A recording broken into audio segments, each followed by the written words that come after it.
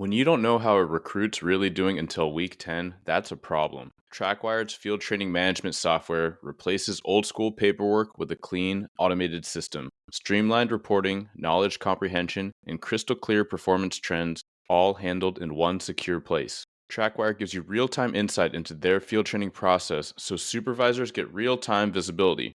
FTOs save hours and recruits stay on track. If you want to tighten up your FTO program, start by going to trackwire.com. That's TRACwire.com.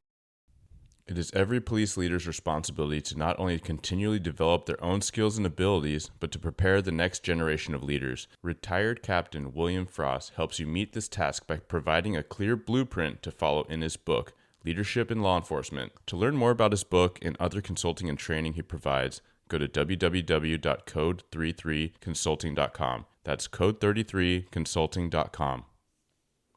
The views and opinions expressed by the host and guests of this show do not represent their employing agency, department, or organization. All information should be regarded as anecdotal, contextual, and educational, and should not be misinterpreted as legal or medical advice. Welcome to Blue Grit Radio, the podcast that explores making better cops for a better community. I'm your host, Eric Tung. I've been an active police officer since 2007. We will dive into the aspects of police culture, health and wellness, leadership, and mindset. You'll hear from experts not only from policing, but all industries as they relate to being our best with purpose, passion, and positivity. Join me as we share stories, lessons, and advice so we can all be better for ourselves, our teams, our families, and our communities. All right, everybody, welcome back to the show. Today I have sleep expert, not just sleep expert, but FBI sleep expert. And we're going to get into that, Dr. Leah Kaylor. Dr. Leah, thanks so much for joining us today. Oh, thank you for having me. I'm excited to be here. Yeah, absolutely. Do you like to start off by saying that you work for the FBI and just leave people in this like mystique if they don't know what you do? No, you know what? I actually have a lot of friends who don't even know who I work for. And now because I'm writing the book and trying to get out there more on social media that it has come out. But no, I have lots of people who don't know who I work for. They just know that I'm a psychologist. Yeah, that's so cool. How long has it been with the feds there? Yeah, so this is my 6th year full time. And then before that, I was an intern. So if anyone who's younger is listening, the FBI Honors Internship Program is excellent. I was an intern for several years while I was finishing my PhD. And then it's a pipeline for employment, which is fabulous. So it made my transition coming into full-time employment really easy. So I've been hanging around with the Bureau for quite a long time now. Yeah, that's super cool. Do you mind kind of backtracking and like give us a little bit of context, like what brought you into psychological work, and then how did you find yourself moving towards working with FBI? Sure. So I didn't know that I was going to go into psychology at all. So to backtrack pretty darn far, I thought I was going to go into medicine. I thought that I was going to be an anesthesiologist. When I was in high school, we had to do a shadowing experience where you had to follow someone of a career path that interests you around for a day or so.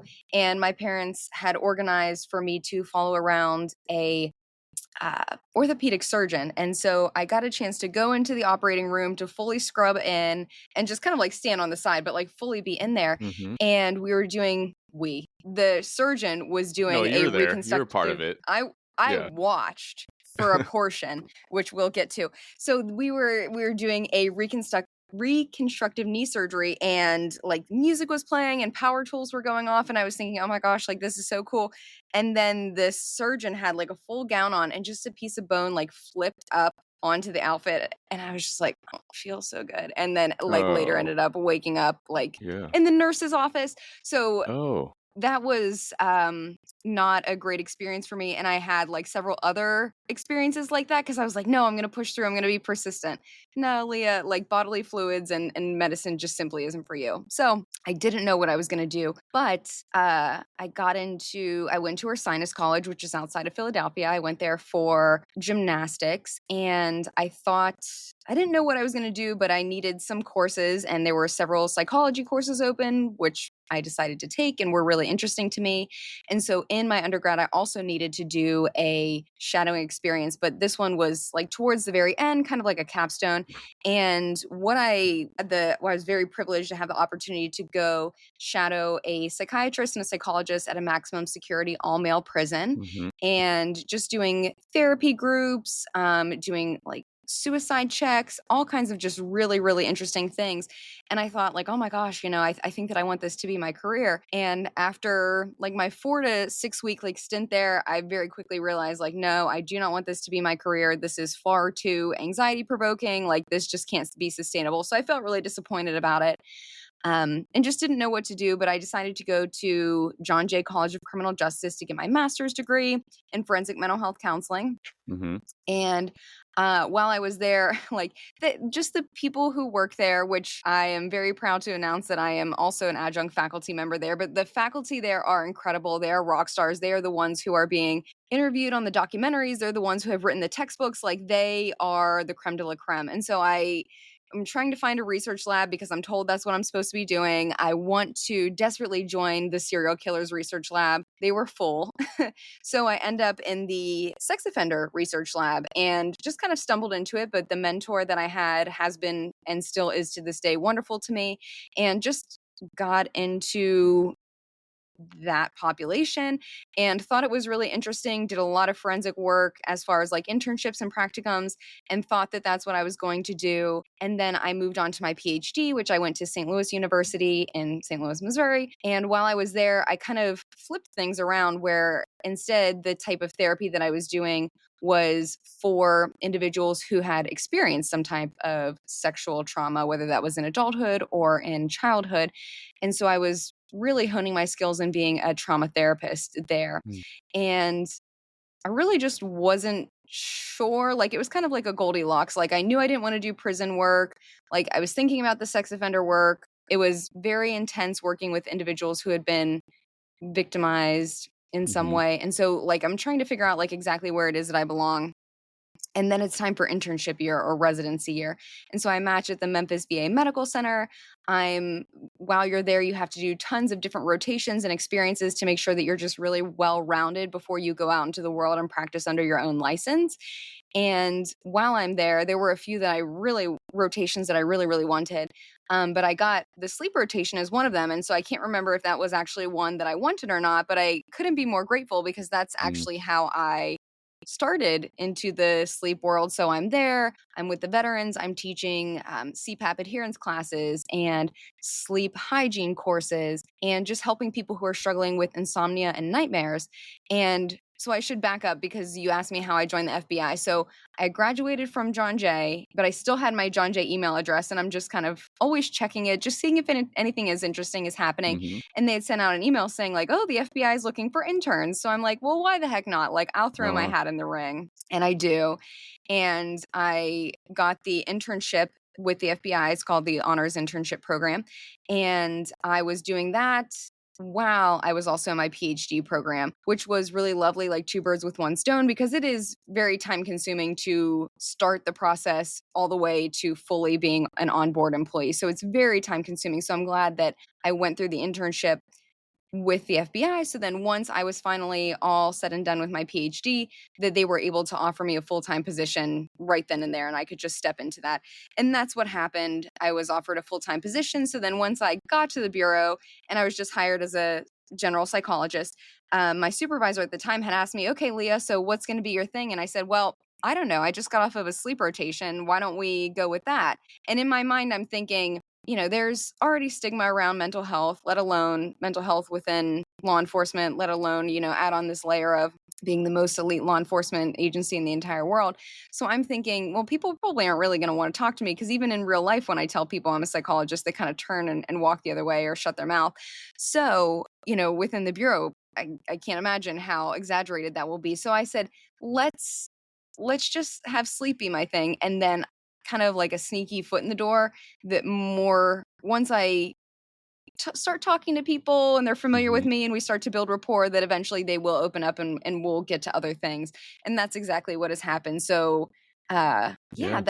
I'm Yeah. long-winded. That's the No, that's a story. fantastic crash course, and you hit on a lot of things that I think are worth revisiting. First, I'm try to remember them off the cuff, but first, the bone fragment that hit the doc, or did that hit Ugh. you? It didn't hit me, it, like, Okay. flipped up onto their own gown. Yeah, If it was me, oh lord, I would have hit that'd the have been a ground lot. even harder. Oh my Yeah. goodness. Well, you passed out. You Yes, fainted, right? It sounds like, which I is did. kind of ironic given that that's like, I mean, you tell me you're the doc, but like that's a form of sleep. You're in this unconscious state. Maybe you're manifesting it in some way, or That's one way to look at it.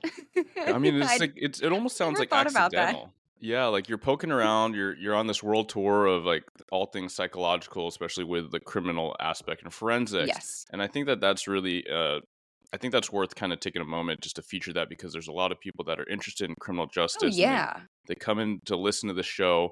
They think they want to be an officer or they think they want to be a detective, but the road might take them all different ways. It certainly did for me. Like Yeah. I wasn't doing the things and I'm not doing the things I would have expected.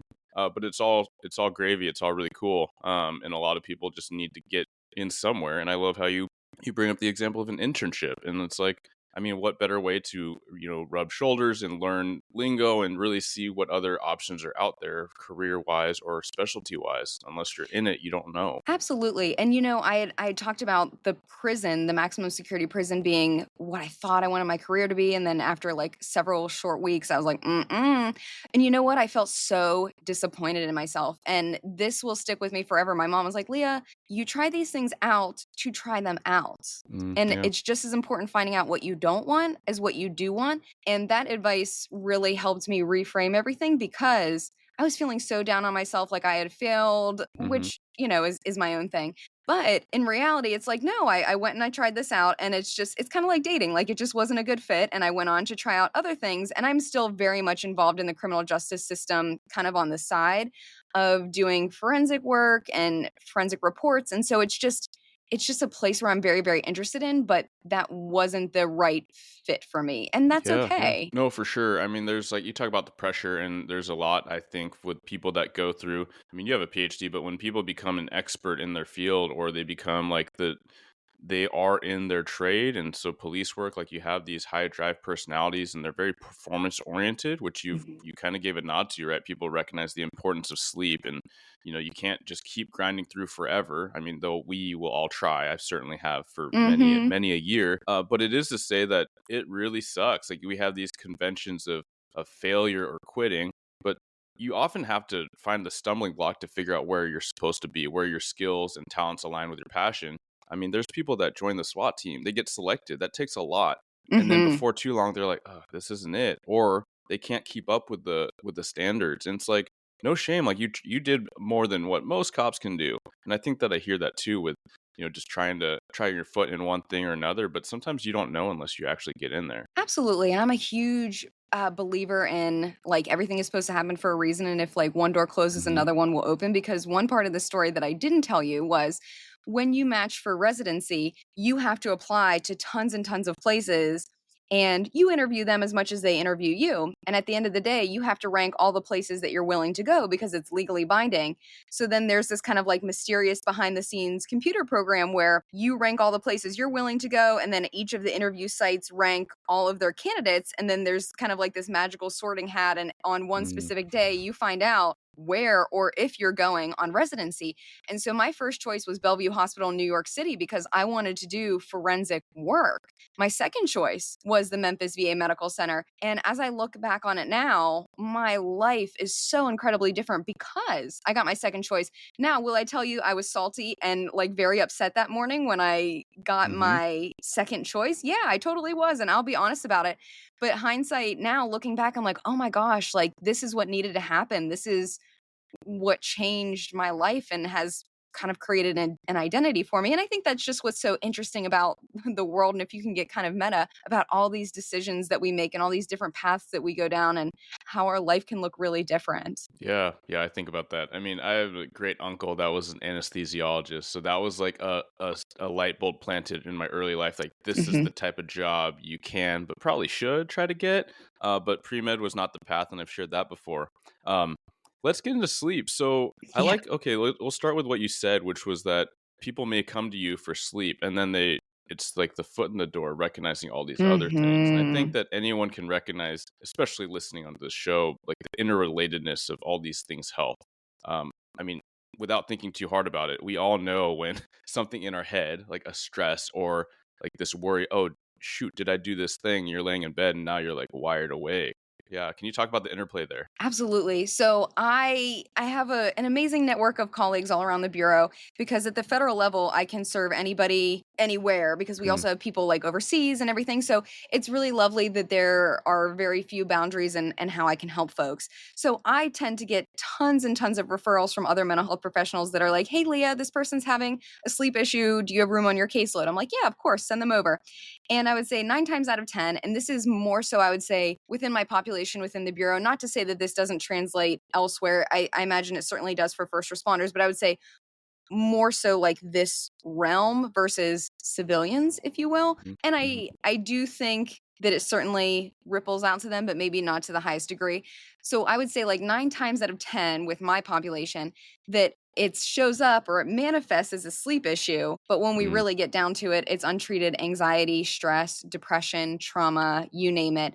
And here's what happens, right? And this is sleep is so interconnected. Like if you kind of think about it as like a sphere, it's so interconnected with so many different parts of our life, and it creates what can be amazing circles or cycles, but it can also be really vicious cycles too. And this is a great example of when your sleep is poor, your mental health is going to be Mhm. poor. When your Yes. mental health is poor, your sleep is going to be poor. And these two are just kind of like the chicken and the egg. And that's why I'm again so grateful that I also was trained as a trauma psychologist, and that whenever I'm working with people, I'm not only helping them from the sleep side and helping them at night and get better with that, but I'm also tackling the trauma that is more so like fueling what's happening at night, whether they can't fall asleep, whether they can't stay asleep, whether it's nightmares, whatever the case may be. So I think that there are so many different ways that you could break it down, that sleep has these vicious cycles with various different things in our health and well being. Yeah, yeah, absolutely. And we know, like, if you're not sleeping well, then your workout's gonna suck. And Yep. if you're trying to compensate for that because you're a type A or a hard charger, then you're gonna do what I did, which was just continue to caffeinate and over caffeinate until you felt like, revved up enough to go to the gym and try to get a PR and sometimes get it, which is only making things worse And for setting your yourself sleep up and for cortisol. injury. Yeah, yeah, and I've done Mhm. that, and I've I've Mhm. been there and, done that and, like, mind over matter, and, yeah, it can work for a little bit, but not for, like, the long term, and, like, what is the goal? The goal is to get better, healthier, more proficient, boost your performance, all these things that we know, but it gets slippery. Do you see that in the case of who you're working with oftentimes? Oh yeah, absolutely. I would say, I have this saying because I've been doing this for such a long time now, that each time I give a lecture, like a lot of the same issues tend to come up. And so one thing Mhm, that I will say to the audience that kind of grabs their attention is I call people magicians. And they're like, well, you kind of get this like head tilt, like, well, what do you mean? And this day and age that we live in, like there's so many things vying for our attention, for our priorities, and whether that's work stuff, which is definitely, whenever we're talking about law enforcement or first responders, like absolutely, like there's so many things that happen that are outside of your control that you just have to respond to. But then yep, also, what about trying to balance your family life, the social things that you want to do, your hobbies, or just me time? Like, so there's so many things that you have that you're trying to juggle. And so I call people magicians because I think we've all said this before. Like, I wish I had enough hours in the day. Like, me too. I still say this. Like, if I had a penny for every time I said this, like, I could retire now. I could be out the door.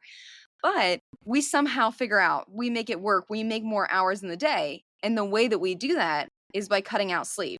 Whether mhm, that means staying up later, I just need to send one more email, I just need to do one more load of laundry, or we set our alarm and we wake up earlier. Oh, I'll get up earlier and I'll finish the kids' science fair project, whatever. And so when we do that, we might think like, oh, I'm just being really clever. I'm figuring out a way to get more hours in my day. And what I tell people is whenever it comes to sleep architecture or sleep cycles, you should be cycling through light sleep, deep sleep, and REM sleep throughout the night. And our biggest chunk of deep happens as we're falling asleep. And our biggest chunk of REM happens as our alarm clock is going off in the morning. So either way you cut it, you're doing yourself a disservice. mhm.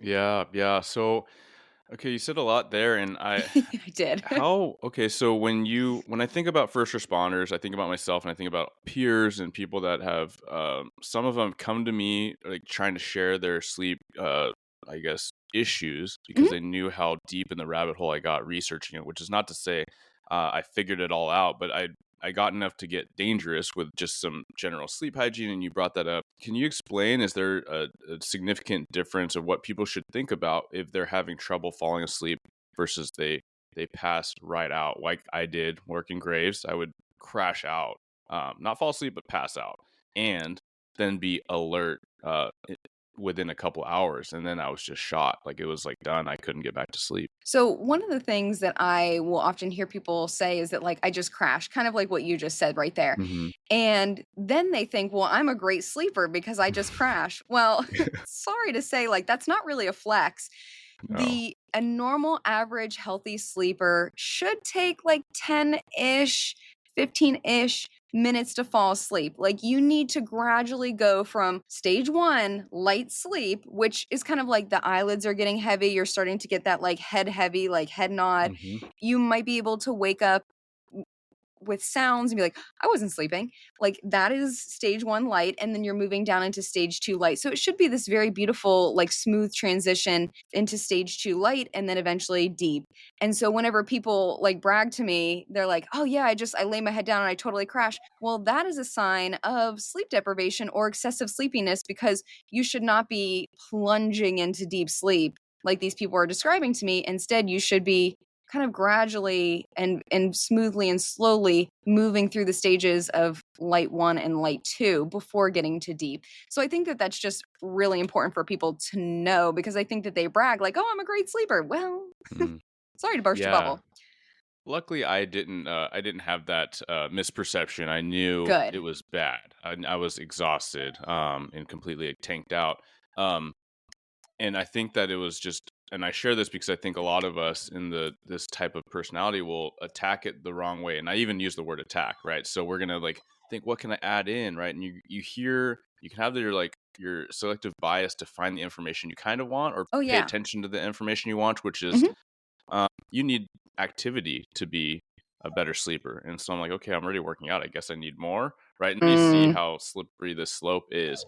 So many people will know that they they could do better at sleep. And I remember hearing this expert one time say that a certain minority population of folks can operate really well off of a little bit of sleep, like less than 6 hours.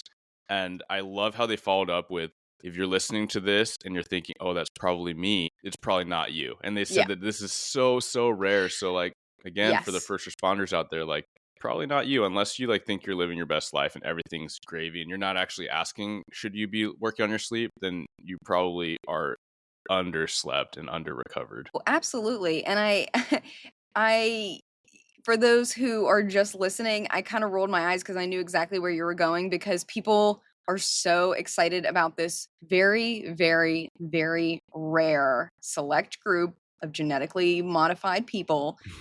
And one of my favorite books on sleep is called Why We Sleep by Dr. Matthew Walker. And I have Hmm. it behind me. And in the book, I have that specific section and many other sections highlighted because it says, like if you were to do the math and you were to kind of like look at the whole population, it would be about like 0% of people who have Oh this my gosh. genetic modification. So it's that rare Yeah. of yeah, so it's not you. It ain't Yeah. you. Sorry. Yeah. Like as And I, much as if, you want it to be. And here's the thing too, right? Like I'll give these hours long lectures on sleep and people are like, "Oh my gosh, that was so great." And then afterwards they'll come up and they'll be like, "So can we train people to sleep less?" I'm like, "Did you hear anything that I just said?" Like people will talk about the they want pillars it of so health bad. Hmm. of being sleep, nutrition, and exercise. And I don't like to think about it that way. I like to think about sleep as the foundation that Mm. then other pillars are built upon. Because in my mind, if you don't have sleep, everything will crumble Yeah, it is such a eventually. challenge though. And I understand why it goes out of order, right? And for my own history, I was all about, okay, like if you get your workouts in, right, and then everything will follow. Well, that's not true. I kind of already explained that where you do too much and your stress levels are so high and your adrenals are fried, all these things, and then you're not sleeping because you're not addressing the stress, the emotional, mental strain from the job or just life for non-first responders. And Yeah. so in my years now, after going through bouts of insomnia, I would say Hmm. for sure sleep is like the foundation. It's not sexy though, right? Because we No. can we can will ourselves to go to the gym. We can will ourselves to pick up that weight or hit the Peloton or like intentionally shop and cook and meal prep. I can't I feel like I can't will myself to sleep. It's almost like the release of so much stuff. So can you talk about for us hard-headed types, like what are some of the things that you'd like to start people off with, like working on sleep, hygiene, and or like setting up for that good night's sleep? Yeah. So one of the things that I just want to like touch upon before I get into that is you said that sleep isn't sexy, and no, it's not. And that's why the title of my book is If Sleep Were a Drug, because I wanted it Mm, to generate some interest and some curiosity. And well, why is she calling it this? Because if we actually gave sleep its due diligence and we got the amount of sleep each and every night that our body needs, how incredible that could be, and how we could take our performance to the next level, whether that's cognitively, whether that's emotionally, whether that is mhm, physically. I mean, you name it. Like, there's just so many things that sleep touches. But also, too, if sleep were a drug, people would be all over that because everybody wants a oh magic yeah. bullet. Mhm. If big pharma could get their hands on that and bottle it into a capsule, you probably couldn't afford it. Yeah, it's a If PED. it did exist, it would probably be illegal because it would be so good as a performance enhancer, but we just don't look at it that way. And so I would say, like, first and foremost, I think that it's really about like a paradigm shift and reframing our thoughts of, no, this actually is really, really important. Yeah, yeah, for sure. So, what are some of the things that maybe underutilized or the things that we gloss over? Because luckily, there's more information out there in the last several years, but still, like we clearly have this problem. Polling general folks at trainings that I might put out, or just polling them.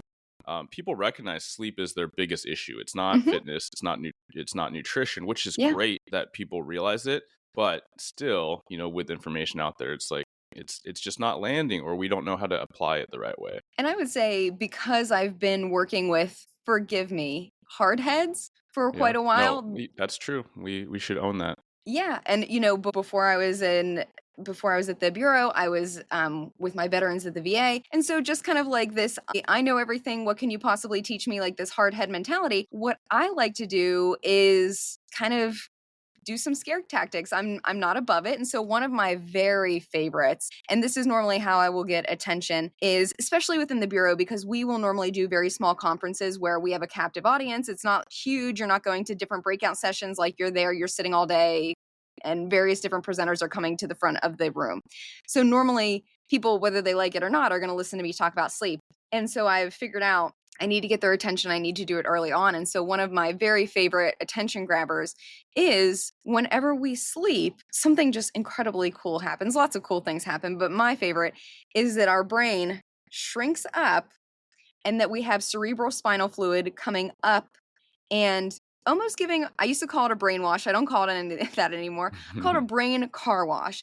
And so Yeah. it's just getting rid of all the gunk, the junk, the misfolded proteins, like all these things that are kind of gathering up throughout the day and like gumming up the works. So the cerebral spinal fluid comes up, gives this a little brain car wash, and takes away all that junk and washes it out as waste. And so that should be happening every night. If we are not giving our bodies the opportunity to do that very important thing, well, what's going to happen? That shit's going to pile up. It's Hmm. kind of like everyone can relate to putting their trash out probably every week. And your waste management people probably come to your neighborhood and they take it away and you never think twice about it. Well, if you continue to make garbage day after day after day and you put it out there and no one comes to clean it up, well, you're going to start to have issues. You're going to have bugs, you're going to have rodents, you're going to have health hazards, it's going to smell like you're just going to have an issue. Yeah. But put that in context of your brain and people still are kind of like, whatever. And then I'll start to throw out some terms like plaques and tangles and beta amyloids and tau. And I ask people, "Well, how have you heard these words before?" And so then, like, a little bit of a light bulb starts to turn on, and I'm like, "Okay, so who's brave in the audience? Who wants to tell me what these words are normally associated with?"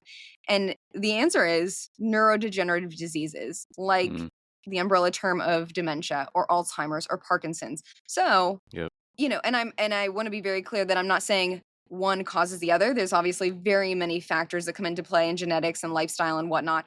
However, if you're someone who's already set up for that, like myself, I'm watching my grandmother just completely deteriorate from Alzheimer's disease. You Mm, better believe that I want to set myself up for good sleep and protect my brain as much as I have within my own control. yeah. And so No, that's that one of the ways that I get attention to my hard heads. Yeah, and you think about like, I mean, if you want to like do scare tactics, like what are the things that are like killing us? And it's like it's ourselves, sadly, and that's a mental health thing. And you can recognize the interplay we talked about at the beginning, right, between sleep and Yeah. mental health. Then and also like cardiac issues, and we can recognize that Yes. there's, yeah, you kind of Can lit I up give there. you Do you want another to, yeah, one? jump in Yes. there? Yeah, Yes. please. Okay. So daylight savings time. We will have when we spring forward and we fall back. So when we Hmm. spring forward, we lose an hour. And Yeah, I so dumb, love by the way. I w- We I w- voted it away in my state, and we're still doing it, but it's goofy. Anyway, sorry. no, I'm in agreement. So, when we spring forward and a lot of people tend to think like, "Oh, well, you're just losing an hour of sleep, whatever, an hour." Well, the research out there shows because we kind of do this massive study that everyone's involved in that no one realizes that they're involved in is when we lose that hour when we're springing forward is that the rates of heart attacks jump significantly that Oh following wow. day. And it's because these people are already sleep deprived and then we're cutting out just one more hour. And Mm, it is so detrimental to our health that we see a huge spike in cardiac events and heart attacks that next day. Same thing with workplace accidents and traffic accidents. It's huge. And then, very interestingly enough, in the fall, when we fall back and we get one extra hour of sleep, then we don't we see kind of the opposite effect. We're seeing the pendulum uh, swing the other way and we're seeing a decline there. And so, whenever people have this very cavalier, it's just an hour attitude, I'm like, well, let me tell you about this massive study that you've been a part of that you didn't know. yeah, that's nuts. And it's like you think about you point out a lot of folks are already sleep deprived. You cut out an hour, Yes. so like you're coming down to let's say like 60 or less% of what you should be sleeping in a night after you take out that hour for that night. And it made me think as you're talking about, I was like, man, like you think about like what is like so bad to do to human beings or just people, and it's like sleep deprivation is like one of like the go-to torture systems, right? Like as people are kind Mhm. of nodding off and you like jar them, you blast music and all that, like Yes. very awful things that happen in the world. But let's not do it to ourselves. Let's set ourselves up right. So sorry, I keep dancing around. We go down these like really fantastic points. No, it's Sleep okay. hygiene. Yeah, let's talk about that. Thank you for tuning into another episode of Blue Grit Radio. As always, support this community by subscribing, giving us a 5-star review, and following, liking, and sharing posts on Blue Grit Wellness on Instagram. You can reach me there or email me at bluegritwellness@gmail.com. Be well and stay gritty.